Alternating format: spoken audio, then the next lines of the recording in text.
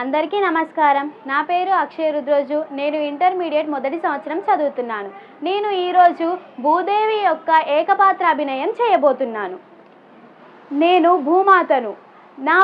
నేను ఈ ప్రపంచాన్ని మొత్తం మోస్తాను.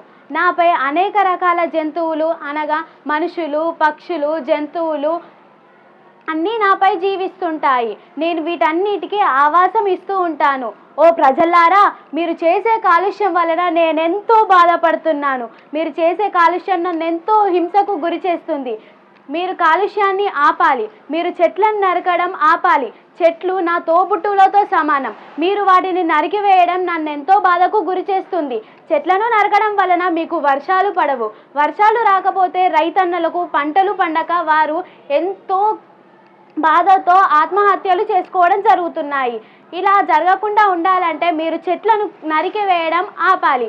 వర్షాలు పడకపోతే మన భూమి బీటలవుతుంది.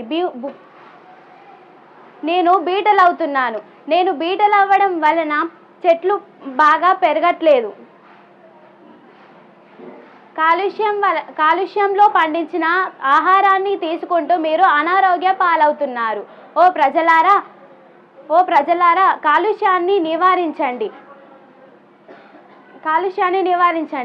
వర్షాలు పడక చెట్లను కొట్టేయడం వల్ల వర్షాలు పడక ఎండ బాగా కొట్టి ఓజోన్ పొరకు రంధ్రాలు పడుతున్నాయి. రంధ్రాలు పడడం వలన భయంకరమైన సూర్యకిరణాలు నేరుగా మీపై పడడం వలన మీరు ఎంతో ప్రమాదానికి గురవుతున్నారు. మీరు ప్రమాదానికి గురవడం నేను చూసి తట్టుకోలేకపోతున్నాను. కావున మీరందరూ చెట్లను పెంచడం ప్రారంభించాలి.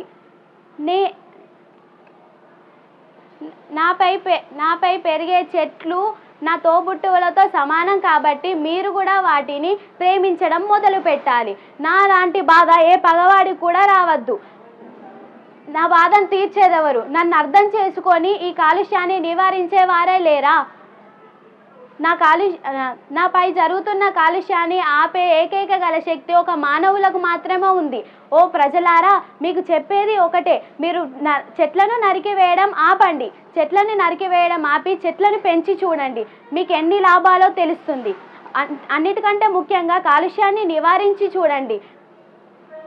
కాలుష్యాన్ని నివారించడం వలన నేను ఎంతో శుభ్రంగా ఉంటాను. నేను శుభ్రంగా ఉంటే మీరు ఎంతో స్వచ్ఛమైన పండ్లు, ఫలాలు, చిరుధాన్యాలు వంటివి పండించుకోవచ్చు. అంత స్వచ్ఛమైన ఆహారం మీరు తీసుకోవడం వలన మీరు ఎంతో ఆరోగ్యంగా ఉంటారు.